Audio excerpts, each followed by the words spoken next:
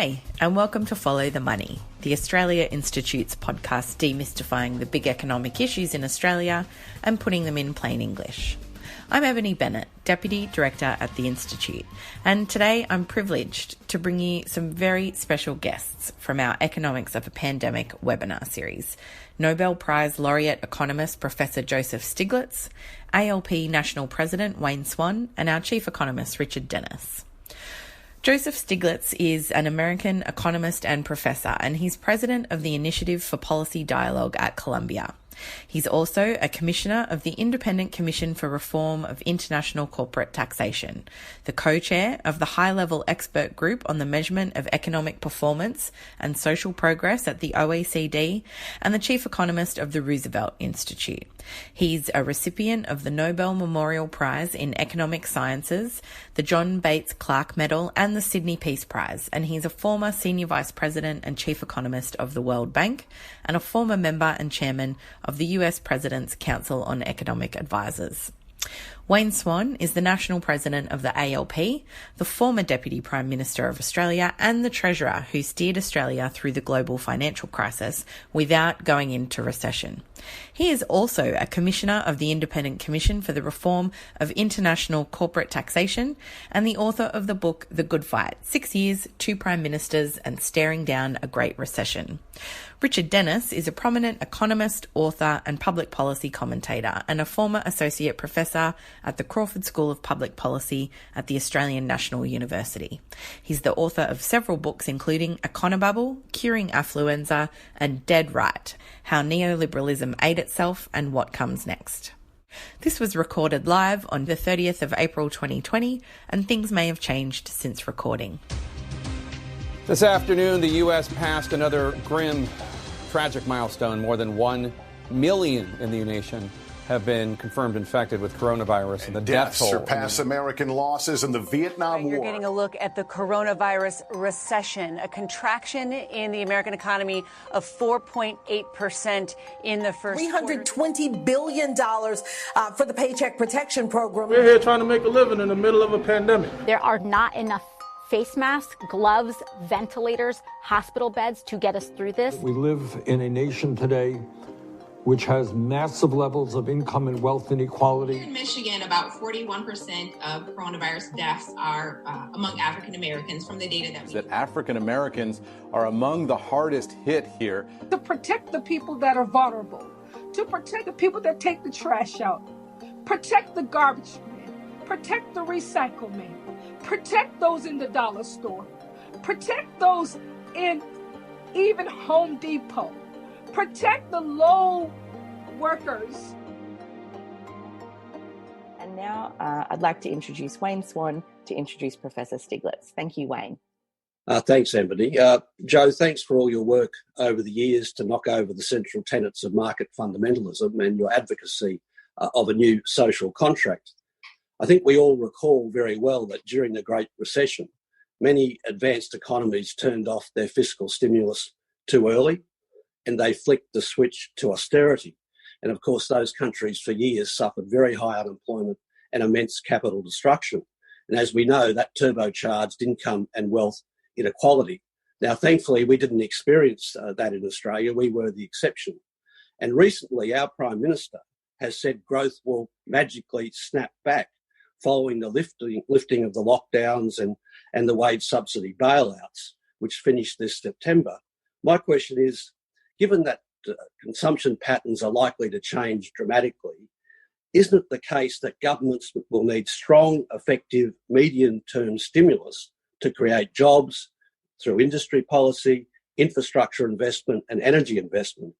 And that will drive the recovery. And if we don't do that, we may well experience the Great Depression Mark II.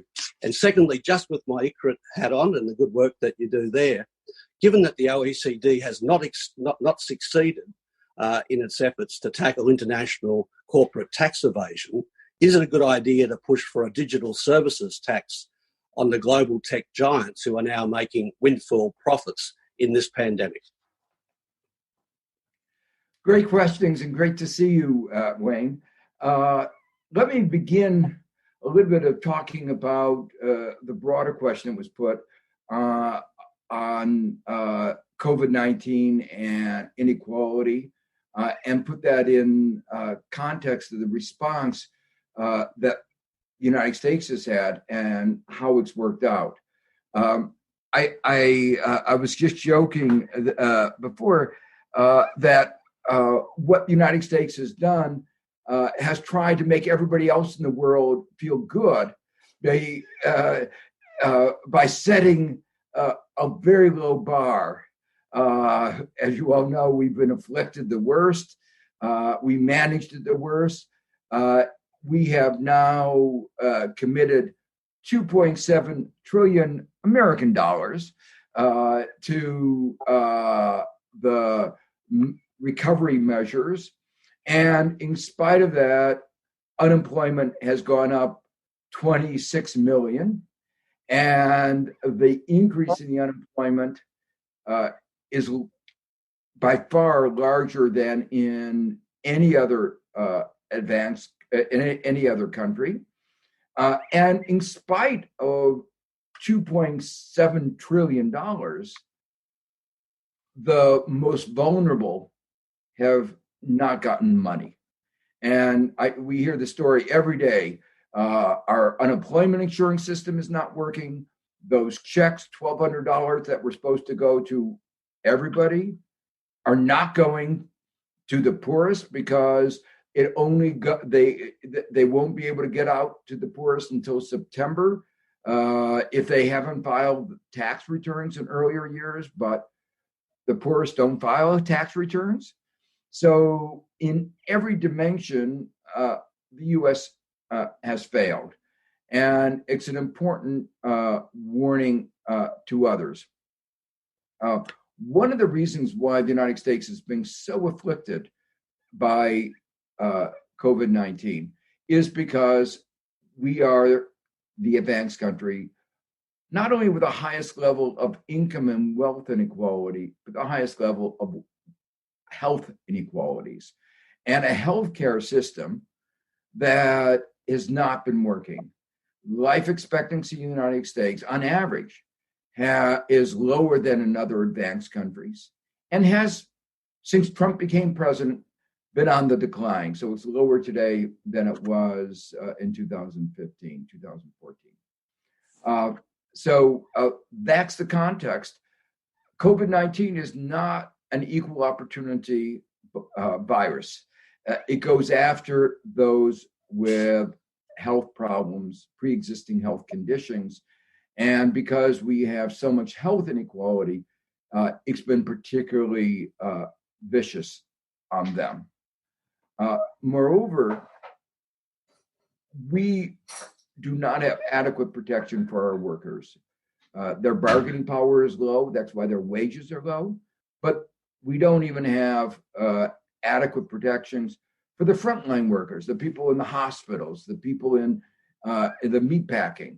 And the result of that is they are going to work every day without protective gear, without masks, getting exposed to COVID-19 and unfortunately coming down and some of them dying. So let me talk, in a way, these were the preconditions into which COVID-19 came to the United States. I've described very briefly the inadequacies of our efforts to respond. Let me sort of highlight two examples of our failures and the proposals that are being discussed in Congress for an alternative. The first example I want to give is where, as a result of inadequate social and health policies, the disease is spreading. America has the least, we do not have any mandated sick leave, paid sick leave. And the result of that is that, particularly at the bottom, almost a third do not have paid sick leave. And so if you come down with COVID-19, the bottom 40% of America is living paycheck to paycheck. They have no choice but to go to work. Now, Congress recognized this as a problem and passed a law requiring mandated paid sick leave for COVID-19, just for COVID-19. But then the big companies said, we can't afford it, in spite of their billions of dollars of profits. And they lobbied Congress successfully, and 80% of American workers are exempt from the provision of paid sick leave just for COVID-19. And of course, that means that facilitates the spread and increases the death. The other major problem attempt was to get money to workers to in a way that would keep them connected with their firms. That was viewed to be important, first of all, because that attachment would be very important for restarting the economy. And secondly, since most workers in America depend on employer-provided insurance, if they become unemployed, it would put an enormous burden on our public health care programs, Medicaid. Well, we failed. It'd be too long of a story to explain all the failures, but just to mention one, a program called PPP has provided $650 billion to supposedly small businesses, provided that they maintain employment. But it's been administered in a terrible way through the banks. The banks were paid more than $6 billion to administer it. All they were doing is transferring electrons to the U.S. government from the applications. They weren't vetting the applications. But what going through that channel meant that the banks were able to give their best customers, which were the richest customers, the ones that regularly borrow from them the most, preferential treatment. And that's where the money went. It didn't go to the most vulnerable. It went to those who were best connected with our banks. And the result of this has been erratic. It has not worked well. The money ran out. The first $350 billion ran out in 13 days, and we expect the second tranche to run out in just a few days. So the alternative proposal is to get money directly to workers. And there are proposals in Congress to do that would cost a fraction of what we've been spending on PPP and be far more effective and reduce the inequality that, unless we do something, will be larger, greater after the crisis, after the pandemic than it was before.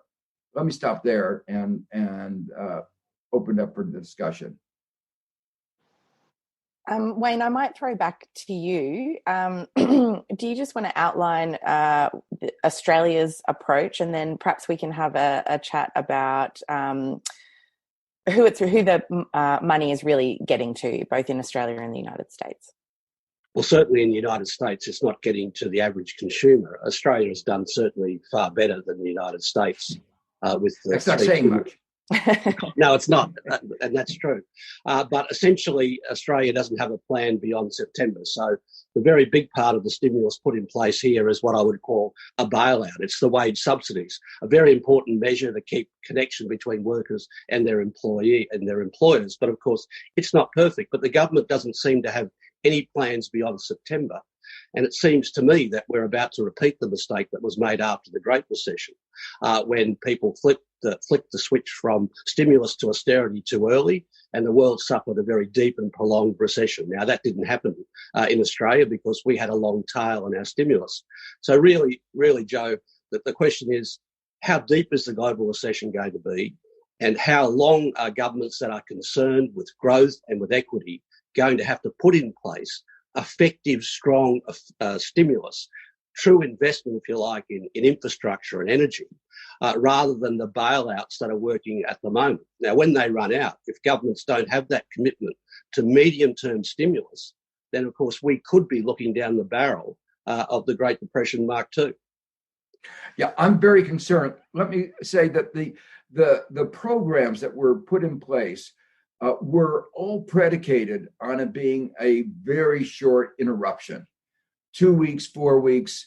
The money runs out in just a few more weeks. It was assumed that this would be what we call V-shaped, sharp down and then a sharp bounce back. No one is thinking that there's going to be a V-shaped recovery. There's some discussion of a W, that a slight recovery and then a second wave a little later. The concern I have is actually the way this is rolling out all over the world is that it's a W, but the second part of that uptick on that W isn't going to be there. So unless we do something, it'll be a little bounce back, but then a long U or L-shaped. Or bathtub. What? Or bathtub.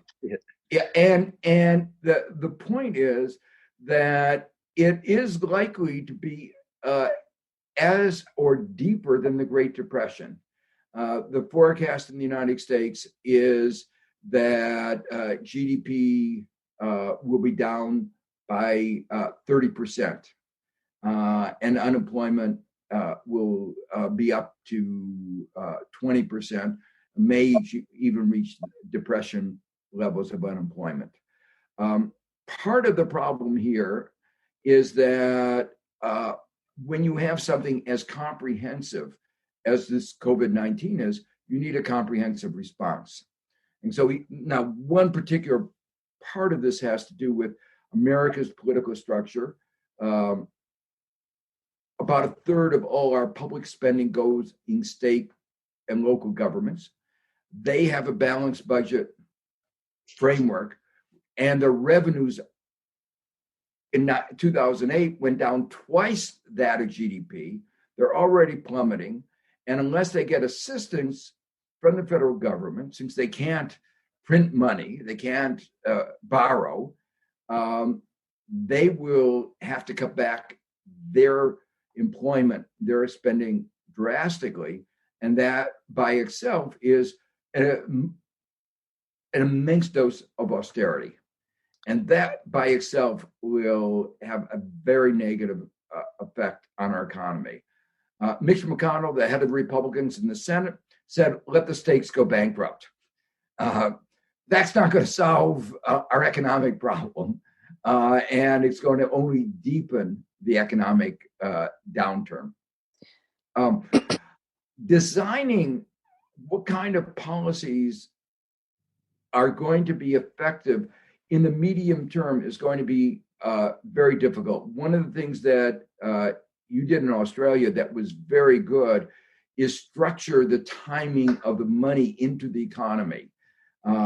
You designed programs that went very quickly, and then you thought about the next step beyond that. You can't have infrastructure overnight. If you want really effective infrastructure, that's going to take a while to plan.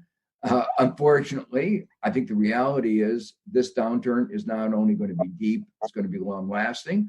So we ought to now be planning that infrastructure because we will need that in 6 months' time. But there are other things that we need right now, which is these expenditures on social protection, education, the support of our basic social and political fabric. So we have to be, when you're absolutely right, we have to be ready to have a continued stimulus. And that's another point I want to emphasize. Because we're going to have to be spending so much, we have to make sure that we design every program well. We can't be just giving gifts to the corporations who are doing very well. We're going to have to address the second question you asked. We're going to have to impose, for instance, a tax on our monopolies, a digital tax as part of raising the revenue that we're going to need to be able to address this very deep, and I'm afraid if we don't do anything correctly, very prolonged downturn. Thanks, Joe. Richard, I'll come to you next, but I did just want to give a shout out, I guess, to everyone joining us on this webinar. We've got close to 2,000 people. So those from Australia, thanks for getting up early. We've got people from Brisbane, Oklahoma, Montreal in Canada. So if you're joining us today for the first time, this is the Australia Institute's Economics of a Pandemic webinar series. Richard, that idea of tax reform is one that's currently pretty live in Australia, but it doesn't sound much different from previous tax debates. Do you want to speak to that? Yeah, sure. It's interesting, Joe. In Australia, we've had corporate interests pushing for decades to cut our company tax rate. We've been told for decades that if we do one thing to help the economy, it's cut the company tax rate. So no surprise, perhaps, at the minute a crisis the likes of which we've never seen before occurs, Australians are instantly being told, well, the answer to the pandemic is to cut the corporate tax rate. Similarly, cuts for personal income taxes for high income earners are on the table. In fact, the government's already legislated some that haven't come in yet, but we're being told we have to hang on to those tax cuts because when we come out of the crisis, we're going to need to give people an incentive to go back to work, as if mass unemployment isn't an incentive to go back to work. So the question I'd like to ask, I guess, is to compare the tax cutting option to the kind of public spending infrastructure type policies you were just talking about. And you mentioned the need to have well-designed policies. At the Australia Institute, we've been pushing 3 criteria really for the stimulus programs. We're saying they should be the projects themselves should be spent on things that are labour intensive, that have a high degree of local production, and that deliver lasting benefits. And by that, of course, we mean now's a great time to invest in the kind of public infrastructure that we'll use for decades, the kind of renewable energy we'll use for decades. Can you just talk a bit about the differences, the costs and the benefits of relying on tax cuts to stimulate economic activity versus targeted government spending with clear criteria so that the money doesn't get squandered? Well, as you know, the United States does things bigger and better than other countries. We do inequality bigger. We the $2.7 trillion that not working is bigger. One of the things that we did in December of 2017 had an enormous corporate tax cut, and the evidence was unambiguous. It did not stimulate investment. What it did is lead to almost $1 trillion of share buybacks. It led before the pandemic to $1 trillion fiscal deficit. And of course, now with the pandemic, the United States, by September, the CBO, our Congressional Budget Office, estimates that the U.S. debt GDP ratio will be 101%. And that's, I believe, very conservative. There was very good research that was done actually in Australian data by Andrew Charlton, who worked with you, Wayne, and I think when you were in the government. And his research showed, looking at microeconomic data, that lowering tax rate lowering the corporate tax did not lead to more investment. So I think it's pretty unambiguous That doesn't work. What was so striking is that you would have thought with that huge tax cut, corporations would have been in a better position to withstand the pandemic. They would have taken some of that money and built up the capital buffers. They didn't. They just paid it out in dividends and in share buybacks, and they were actually in very fragile conditions.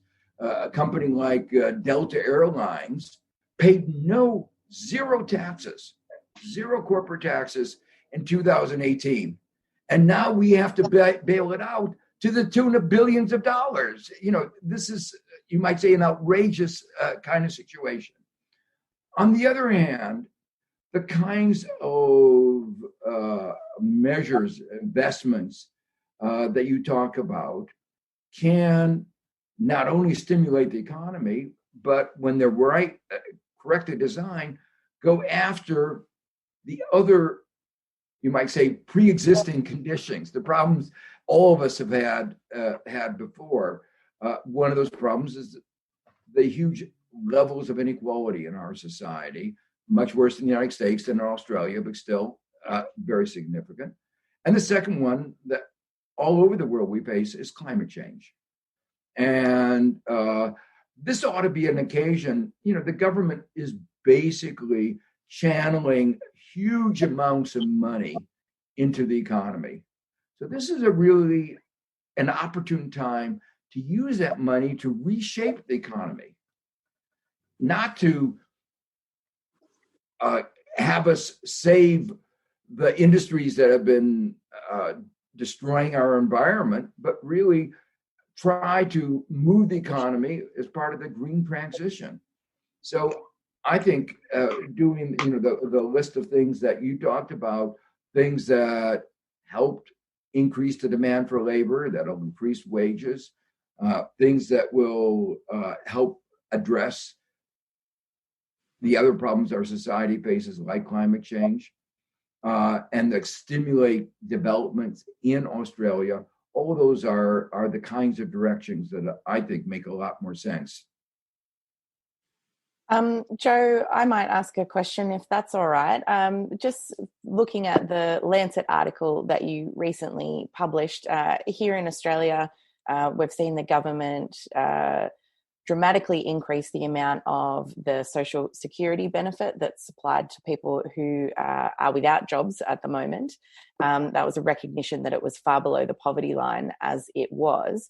Can you speak briefly, I guess, to how inequality is exacerbating or perhaps contributing to the spread of COVID-19 through things like insecure work and lack of access to things like paid leave provisions because of things like deregulating industrial relations and weakening the protection for workers, access to healthcare, those types of things? We're seeing it so clearly in the United States. I mentioned one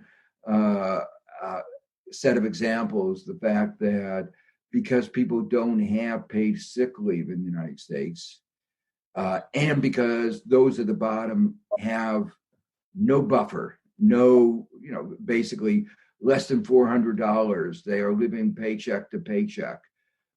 If they get sick, they have to go to work if they possibly can.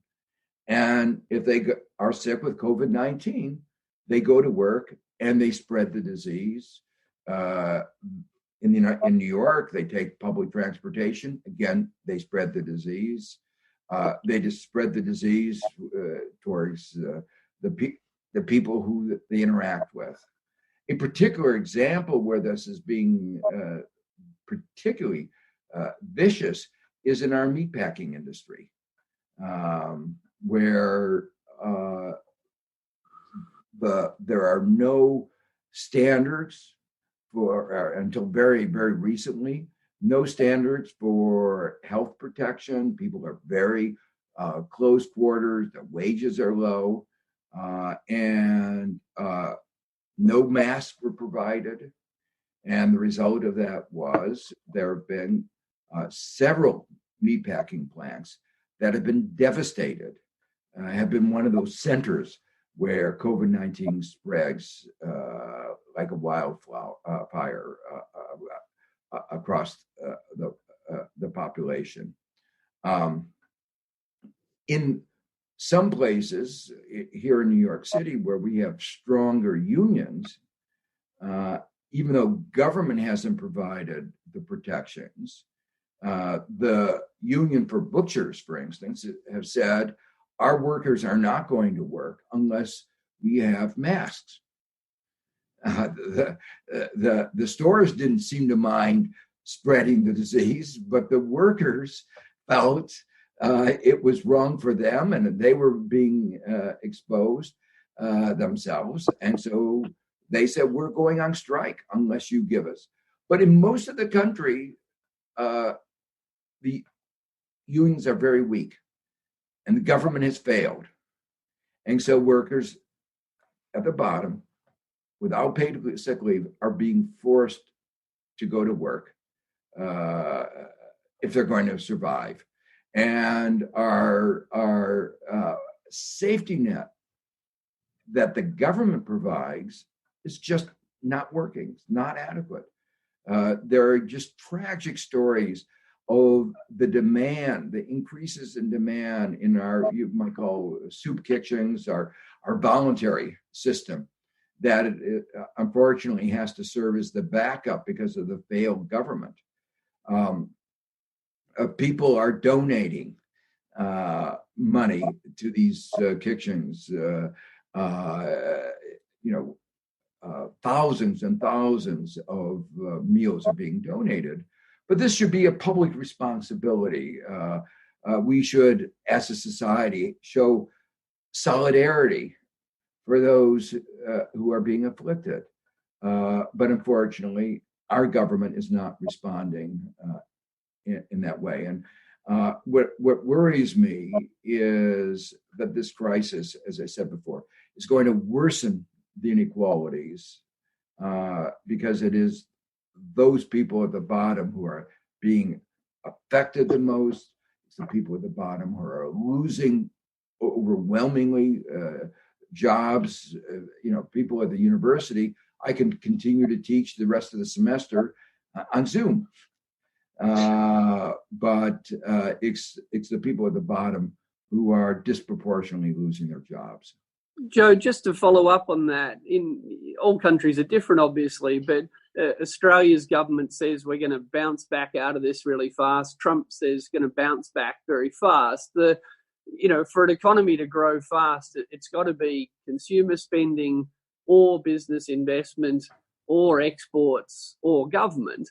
You've just spelled out why it's not going to be consumer spending. You've spelled out why it's not going to be government spending. In Australia, it certainly doesn't look like it's going to be exports, and I presume that's the same in America because every country's going through the same thing. So really what it sounds like everyone is assuming is that after an incredible period of disruption, capitalists are just going to feel like massively expanding their private investment. Am I missing something, or is this a likely outcome? It's fantasizing on the part of Trump and probably on the part of your government. I know the United States much better. Remember, he said there would only be 15 people. He said when we had only 15 people that had COVID-19, he said, it's going to drop to zero. You'll see just overnight.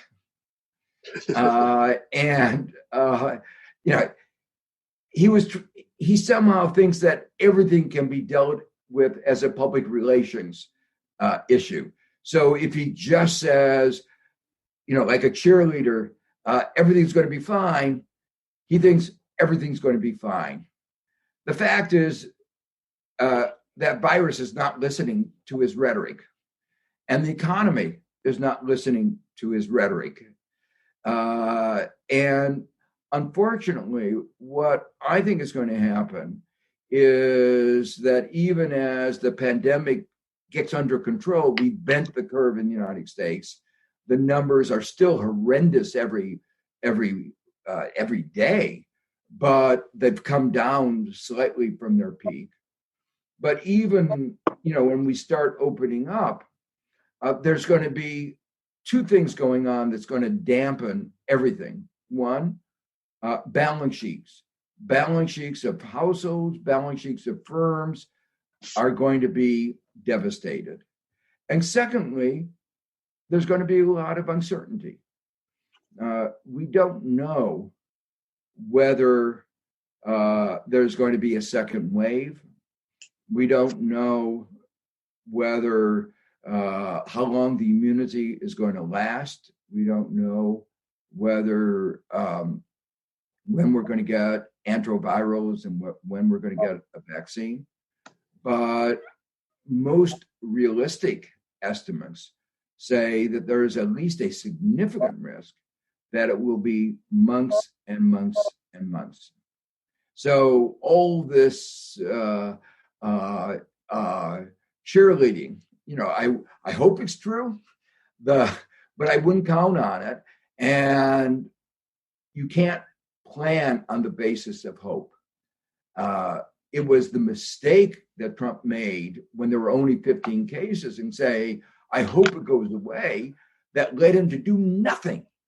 That led him to do nothing about the shortage of masks, to do nothing about the shortages of protective gear, to do nothing about the shortage of tests. And the concern that, that Wayne raised is if you're planning that we're going to have a robust recovery on its own, I think that's fantasizing. You really have to plan that there's going to need to be a long slope. You're going to have to put more money in. That's why I say you have to spend your money very carefully. And if it turns out that small probability that there is that bounce back, then you don't have to spend your money. Have some flexibility in it. But you have to plan on a contingency, which is, I think, more than a 90% probability. Joe, we might go to some questions now. And I've got one here from Gareth Hutchins from the Australian Broadcasting Corporation. And he asks, in the post-coronavirus world, do you think developed economies ought to start recalling some manufacturing activities onshore so that they're less exposed to future disasters? Well, the pandemic has called into question, made us rethink globalization in many dimensions. I would begin in my rethinking of globalization to begin by emphasizing it's shown how the world is so integrated that the virus doesn't carry a passport, doesn't respect visas, is gone across the world, and we needed a global response. Just like climate change is a global problem, and we need a global response.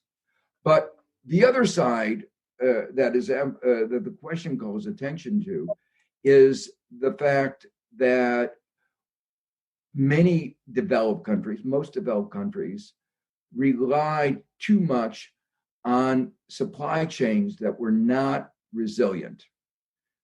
They were undiversified, and that meant if there's a problem in one part of the world, there will be a problem in the whole supply chain. But that is not an argument for going towards protectionism. Again, let me just highlight what Trump has done and how dangerous it is.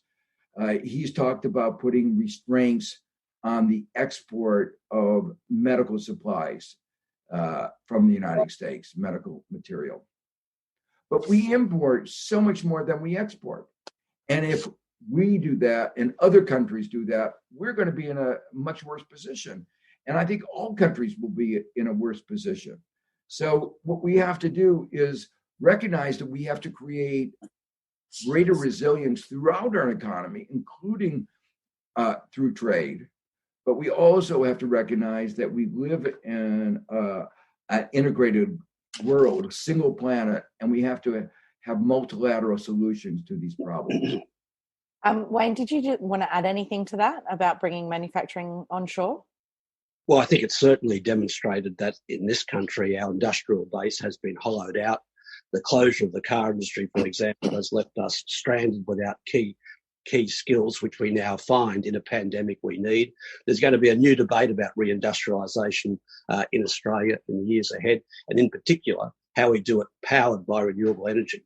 We can do both things at once. We can make our economy cleaner, we can tackle climate change, and in those areas where we have the skills, we can reindustrialise. So this is a big challenge, not just in terms of energy policy, it's a challenge in terms of training policy. It reinforces the whole case for investing in your workforce. I mean, what this pandemic really shows is the most important asset any country has is their workforce.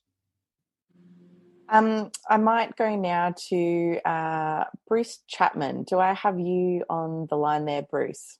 I hope so. Can you hear me? Yes, I can. What's your question? Hi, Joe. An area of inequality. An area of inequality in the US that is worth recording relates to the situation with respect to the disadvantaged undertaking for-profit tertiary education, unregulated and generally very poor quality education. The situation is now much worse because of the virus recession. Most of these people have student loans which have to be paid even if they are jobless. And this ends up meaning 50% of these people default and end up in terrible situations, unable to borrow in the future. Can you comment on this issue and also help us understand, this is a big one, why are US governments so averse to sensible education regulation? And where is your country now with respect to the student loan debate?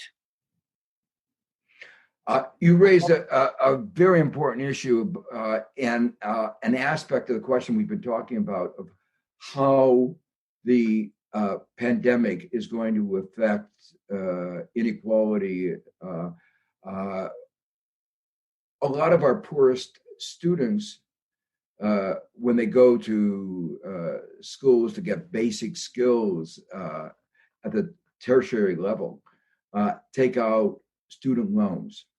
And we passed a bankruptcy law that I think of as absolutely unconscionable. President Trump can go to bankruptcy court and discharge his debts for his gambling casinos.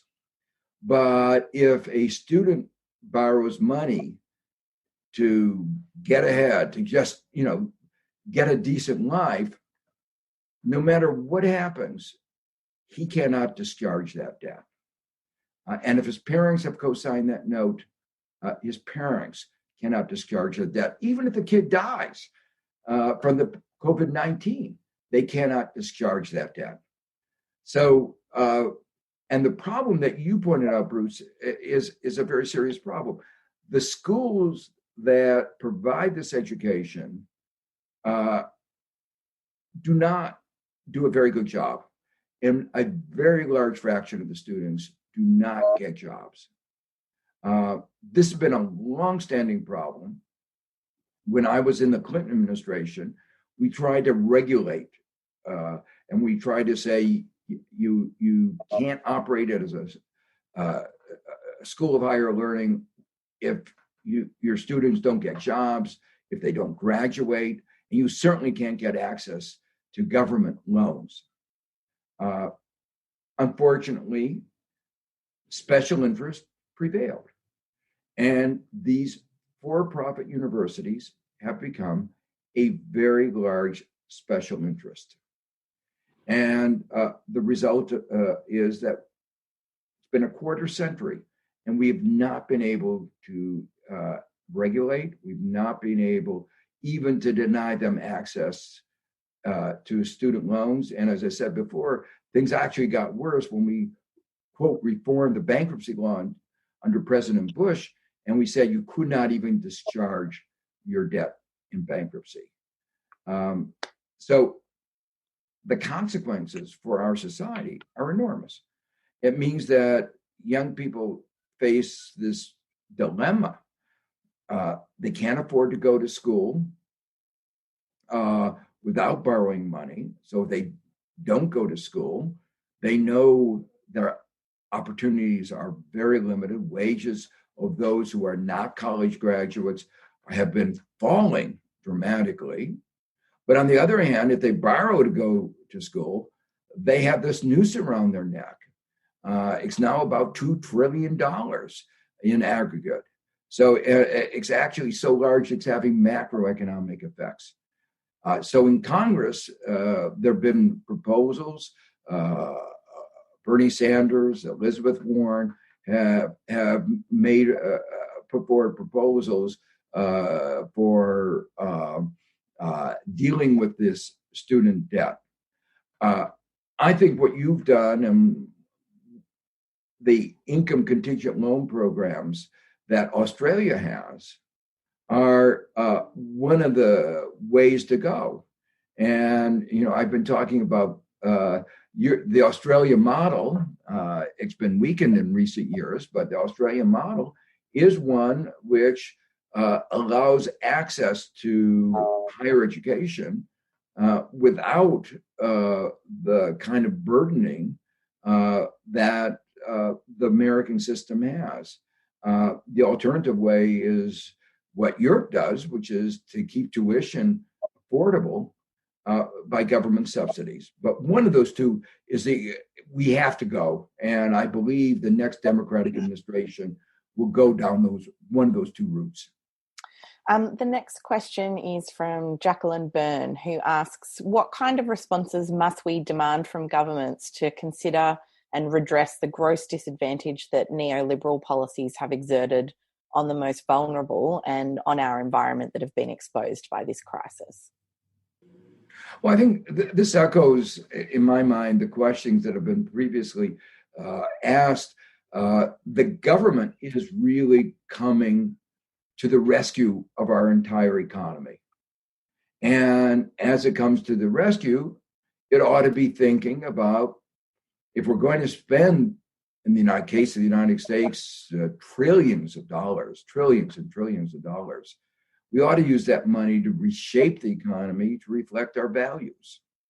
And that means reshape it in the direction towards a greener economy, reshape it in a direction towards a more shared prosperity. I actually think one can create a more dynamic economy. In the United States, we've underinvested in science.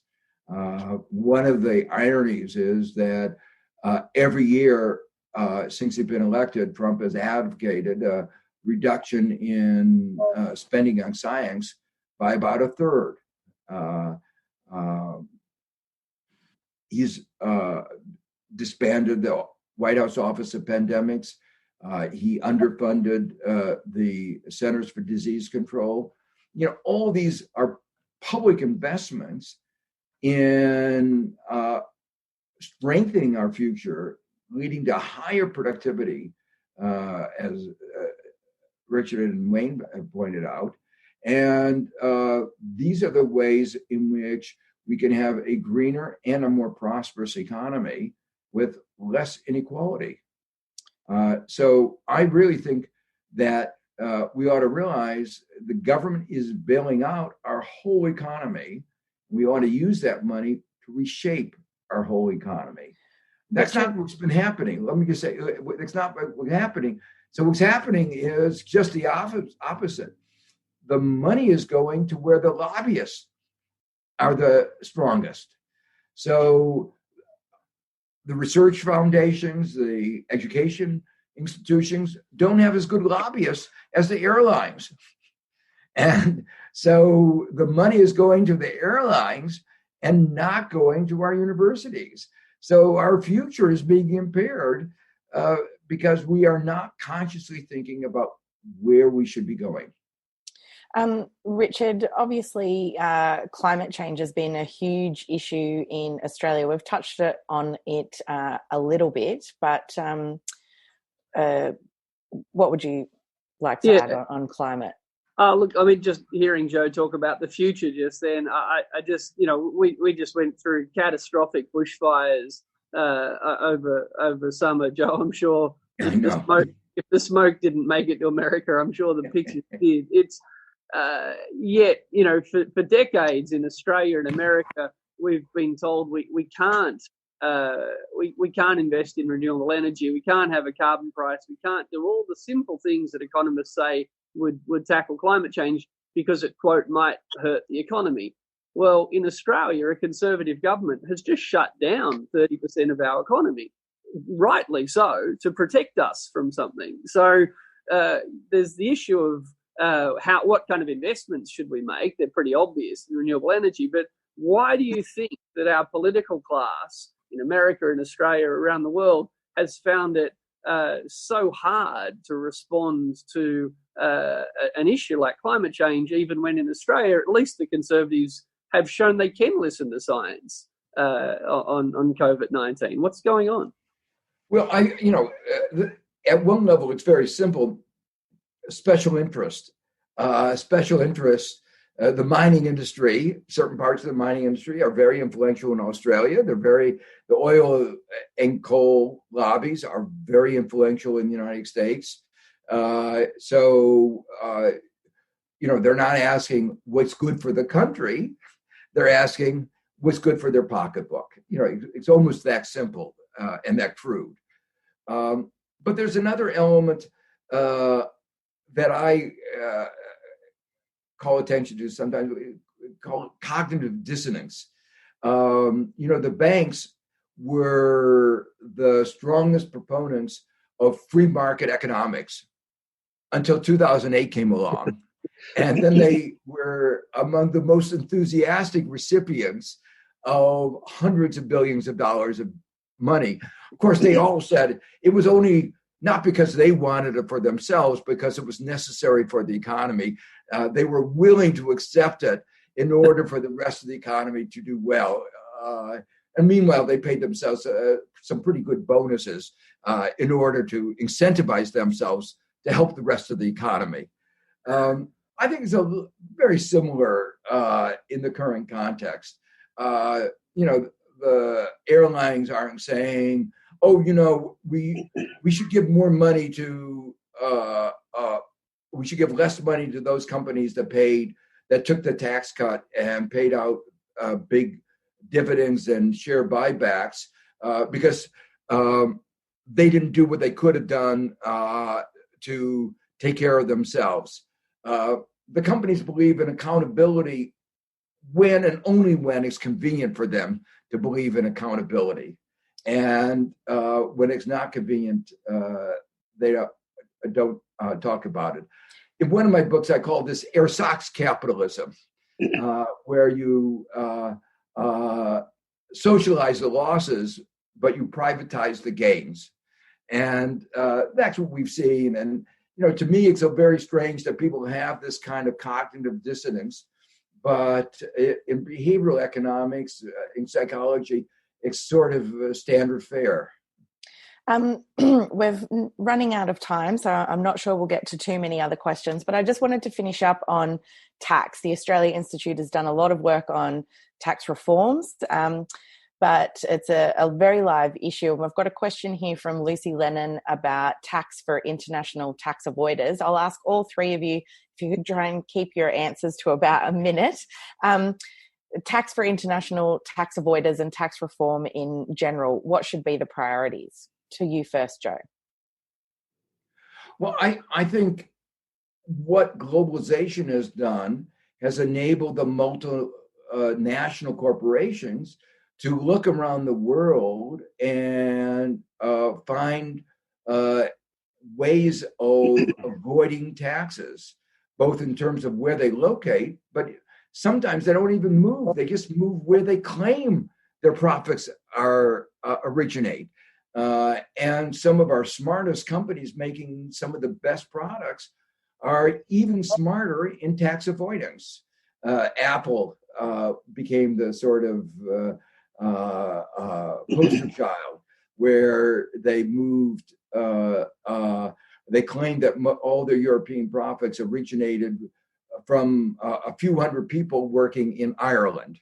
And when that was too embarrassing because it got too much attention, and the European Commission said they had to pay $13 billion euros, they moved the channel to another tax haven, the Channel Islands. So the point I'm making is that we've created a framework for multinational tax avoidance. We have to close it down, and the principles are very clear. The commission that Wayne and I have been working on have laid out those principles. It's not that complicated. We know what can be done. It's just, again, to echo what we've said before, it's a matter of politics. Wayne, I'll go to you next. We've seen some countries, some Nordic countries, for example, refuse to give bailout money to companies offshored in tax havens. What's your answer to that? Well, I think that's a very good idea. The international talks have really broken down to crack down on multinational tax evasion.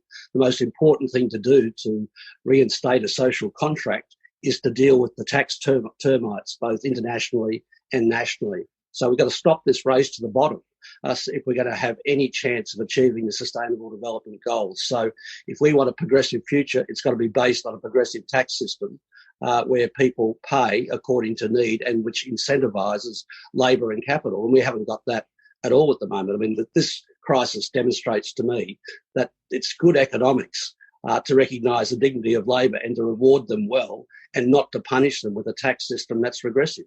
And we've got a big fight ahead of us if we want to achieve the SDGs to reinstate progressive tax systems internationally and nationally. And that means cracking down on those firms that are involved in bailouts who are sending their super profits off to tax havens.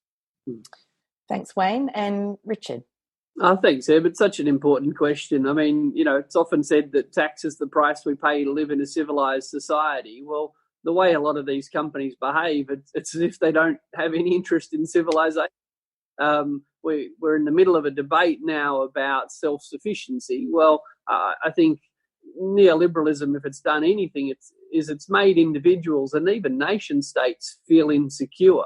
I think it's hard probably for Joe to understand this, but people living in Australia think that if we tax Google or if we tax Facebook, maybe they'll go and they won't come back and they won't look after us anymore. And I think with all this talk of governments wanting to step in and make our country self-sufficient, well, I actually think we need to make our country self-confident first. And of course, Google and Apple will still want to sell products in Australia. They make a fortune selling stuff to us. They do in all countries. And I think countries around the world just literally need to stand up for themselves and understand that it's a privilege to be allowed to operate in Australia and make a fortune ripping our customers off. Of course, they should pay a lot of tax. And if we charge it, they'll stick around. And a final word from you, Joe. We've got 1 minute left. What would your message be to governments like Australia about the best way to get out in less than a minute? What's the best way forward here for a government like Australia's? Well, it's going to take a very large role of government. Individually, we cannot attack something like a pandemic. We can't attack a problem like climate change. We have to require collective action, and it's going to take a lot of collective action, and that means there has to be social solidarity, and that has to reflect where our vision of where we want our society to be. That's going to require progressive taxation. It's also going to entail a green transition and real hard work to create a more shared prosperity than we had before the pandemic. Thank you very much. That's all we have time for today. I want to thank specifically you, Professor Stiglitz, for joining us from New York. We really appreciate your time. Thank you. Thank you, Wayne Swan and Richard Dennis as well. And thank you to all of you who have joined us here today. If you are unfamiliar with the Australia Institute, again, we are the country's leading influential independent think tank. You can find more of our research and analysis, including tax reform agenda, at tai.org.au. This has been a special episode of Follow the Money, and we're aiming to bring you shorter but more frequent episodes during the pandemic, so please stay subscribed. For the latest health information, you can check health.gov.au or listen to the ABC's excellent CoronaCast podcast, which comes out daily. The Australia Institute's next webinar will be about the public health response and features another Nobel laureate, Professor and Immunologist Peter Doherty, patron and namesake of the Doherty Institute, about the public health response. That's on Tuesday, the 5th of May at 11 a.m. I hope you can join us. You can visit tai.org.au for all our latest research and content, and we're on Twitter at the Oz Institute with an AUS. My Twitter handle is Ebony_Bennett with a N-T. Joseph Stiglitz is at Joseph E. Stiglitz, and Wayne Swan is at SwannyQLD. Richard Dennis is at RDNS_TAI. This episode was produced by Jennifer Macey with help from Hayley Wilkinson, and our theme music is by Jonathan McFeat from Pulse and Thrum. Please wash your hands regularly, don't go out unless you have to, and thanks for listening.